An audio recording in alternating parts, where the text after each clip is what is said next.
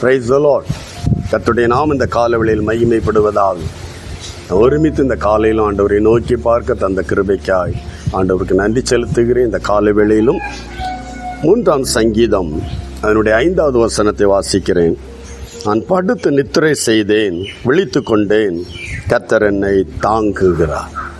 நான் படுத்து நித்திரை செய்தேன், விழித்து கொண்டேன், கர்த்தர் என்னை தாங்குகிறார். ஹல்லேலூயா. நம்மை தாங்குகிற ஒரு தெய்வம். யாரை தாங்க வேண்டும்?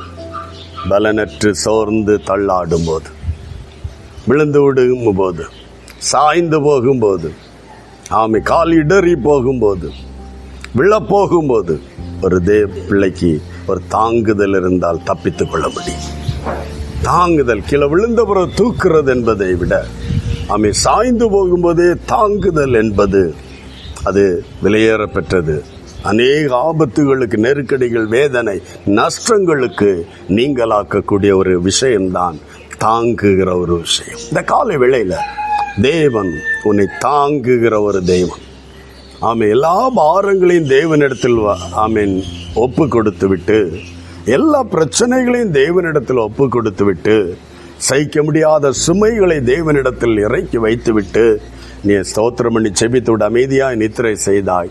தேவனோ எல்லா பிரச்சனைகளையும் அவர் சுமந்து உன்னை தாங்கி நிறுத்தினார். ஹல்லேலூயா. இன்றைக்கு என்னை கேட்கிறேன் அன்பு தெய்வ பிள்ளையே, கர்த்தர் மட்டும் உன்னை தாங்காதிருந்தாரானால் என்றோ நம்முடைய ஓட்டம் சின்ன பின்னமாய் சிதறி ஓடி இருக்கும். என்றோ நாம் முடிந்து போய் இருப்போம்.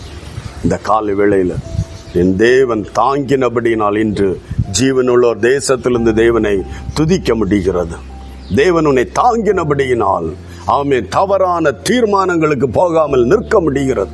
இந்த கால வேளையில ஆண்டவரே என்னை தாங்குகிற தேவன்.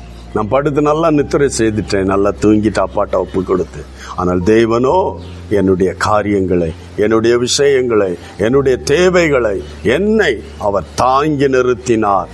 அதற்காக ஆண்டவருக்கு நன்றி சொல். நம்மை தாங்குகிற ஒரு தேவன், நம்மை தாங்கின எல்லா தாங்கல்களும் விலகி போனாலும், நான் உன்னை பார்ப்பேன், நான் உன்னை டேக் கேர் பண்ணுவேன், பயப்படாது என்று சொன்ன எல்லா நாவுகளும் மண்மறைந்து போனாலும் தேவனாய் கர்த்தர் சொல்கிறார், நான் உன்னை தாங்குகிற தேவன். ஹல்லேலூயா. ஆண்டவரை நோக்கி பார்க்கலாம்.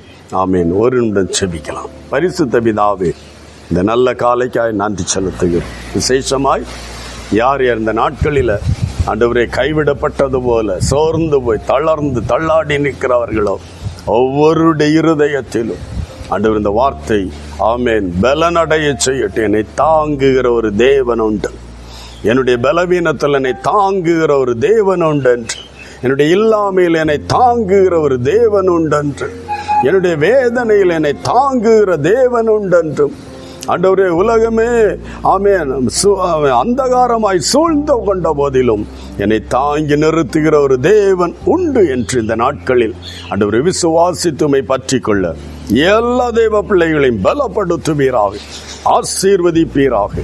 எந்த சோர்வுகளுக்கு இடம் கொடுக்க வேண்டாம். எல்லா சோர்வுகளையும் எடுத்து விடுங்க. கர்த்தர் தாங்குவீராக, நிலைநிறுத்துவீராக, பலப்படுத்துவீராக. கர்த்தர் இப்படி செய்யப்படுறதுக்காக நன்றி. இயேசுவின் நாமத்தில் செபிக்கிறோம் நல்ல பிதாவே. ஆமென்.